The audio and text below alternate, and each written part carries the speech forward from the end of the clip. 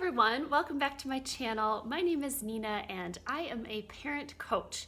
I offer guidance and support to families with infants and young children founded in the principles of respectful caregiving.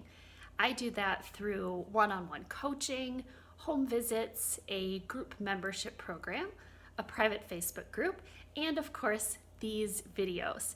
If you're hungry for more content, I encourage you to subscribe to my channel and check out my links in the description section below. Okay, let's get rolling. So I was recently asked by a dear friend of mine to talk about the concept of the right way. That is, what are the drawbacks of demonstrating the right way of doing something with young children, and what is the alternative? So those are the questions that I'm going to talk about in our video today. What are some moments that come to mind when thinking about this concept with young children?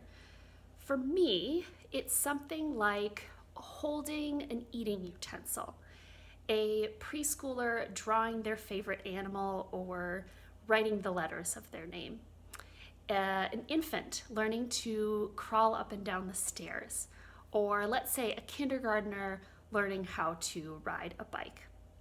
How many of you out there have given some sort of instruction around those tasks, either because you want your child to be successful, because they asked for your help and it was easy and enjoyable to meet their request, or because you were concerned about their safety?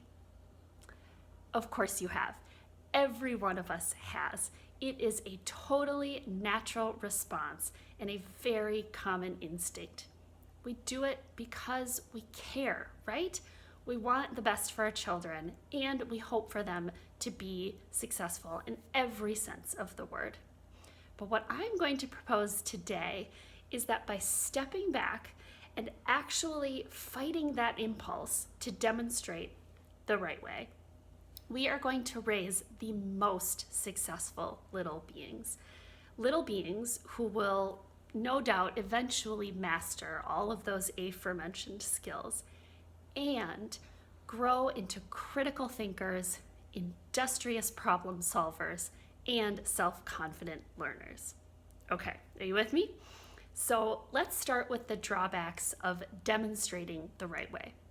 When an infant, a toddler, or a young child is struggling to figure something out, and we step in to provide the answer or correct their efforts, there's all of this inadvertent learning that happens, this subtext that we're teaching without even realizing it.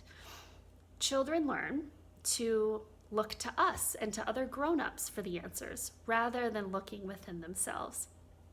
They learn to measure their abilities against ours, like, Dad's drawing of a cat is way better than anything I could do. They become frustrated and defeated with themselves when they can't do, draw, ride, eat the right way. They also begin to distrust their instincts. Even babies can think, my body is telling me that the safest way I can go down these stairs is by seeing where I'm going. But every time I explore the steps, I'm turned around and told no. When a parent or teacher or caregiver does not trust a child's instincts, respect their way of learning, or believe in their capabilities, how can they cultivate an inner feeling of competence if they are not receiving that message from the outside? So to get a bigger and better perspective, let's step back for just a second and ask ourselves, what do we really want for our children?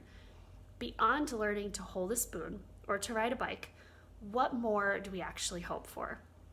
And for me, it's things like perseverance, healthy risk-taking, and an eye for safety, self-confidence, an authentic love of learning and pursuit of knowledge, bravery, a tolerance for mistakes and failure, resilience, body awareness, body autonomy, a sense of industry, critical thinking, creative problem solving abilities. The list goes on, and I'm sure it does for you too. So then I ask myself, how can we best support young children as they explore the world and develop these skills? The answer is by being beside them, closely observing their effort, reflecting what we see when they turn to us, acknowledging what they're trying and working on, protecting them from danger, of course, but then only offering support when it's requested. The key is to become less invested in the outcome and more invested in the process, and to intervene as little as possible. We really want to use our objective observations rather than our actions to ensure that children feel safe and seen and supported. Okay, Nina, what does this look like? Let's run through an example. So let's think about an infant learning about the stairs. First and foremost, it is definitely our role to accurately assess risk and protect our little one from danger. So I would most definitely gate the stairs and prevent them from going anywhere near them during some time of day, any time of day, when the two of you can't give your undivided attention to the process of navigating the stairs. The moment that I am going to describe should never happen if you are occupied with anything at all, be it a mug of coffee or a phone call, a basket of laundry, or even a wandering mind. But let's assume that it's playtime. You're totally freed up and your baby is just rearing to climb those stairs. I would narrate as I'm removing the safety gate. Looks like you want to try climbing the stairs today. I'm going to take this down for you. I'm with you. Then I'd allow my little one to navigate the steps however they choose while I stay pretty silent so as not to distract them. And I follow them so closely with my hands that if they were to slip or fall, I would catch them no problem. If, let's say, they get stuck, looks like you're stuck.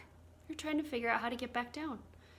Maybe then they put their foot down on one step and they lift it back up and they make eye contact again with me. You're not so sure. I'm right here. And I'd again show my hands being there for support. And at this point, your baby might struggle and struggle, but as long as they seem interested in persisting and you keep verbally acknowledging their effort and that you're there for them, this learning can go on and on. If, of course, you witness them starting to cry and they reach out wanting to be picked up, pick them up, bring them down to the bottom of the stairs and sit with them. That was really hard for you and you got nervous. We're back at the bottom now. And then see what happens. Maybe they want to give it another go and you go back up the stairs once more. I have experienced this exact situation so many times with young children, and I cannot tell you just how absolutely blown away I am by how much they want to keep trying and how much my mood can influence their belief in themselves. If I'm chiming in all the time with, be careful, don't fall, that's not safe, or even if I just make noises or faces that are sort of fear-based, the party's over. But if I am neutral and affirming and supportive when they hit a stumbling block, this can go on, and the learning is just extraordinary. Even if they fall, I just catch them with sort of muted emotion. You slipped, but I caught you. And they will keep going. The most amazing thing is to see them succeed after so many multiple failed attempts. The smile on their face is just priceless. So remember, it might take hours, days, or even weeks for them to master a new skill. But what's the rush? This is what childhood is all about. You can just put that baby gate back up when it's time for lunch and say, we'll work on this again tomorrow. As long as we are giving children the opportunity to practice, they are going to eventually learn those fundamental skills of childhood. And if along the way we can give them the support to persist on their own, they're going to develop a plethora of high-level emotional and cognitive skills along the way. I hope this was both intriguing and helpful for you. If you have any additional thoughts or questions, please post them below. And again, don't forget to check out my other resources in the description notes. Thanks for tuning in.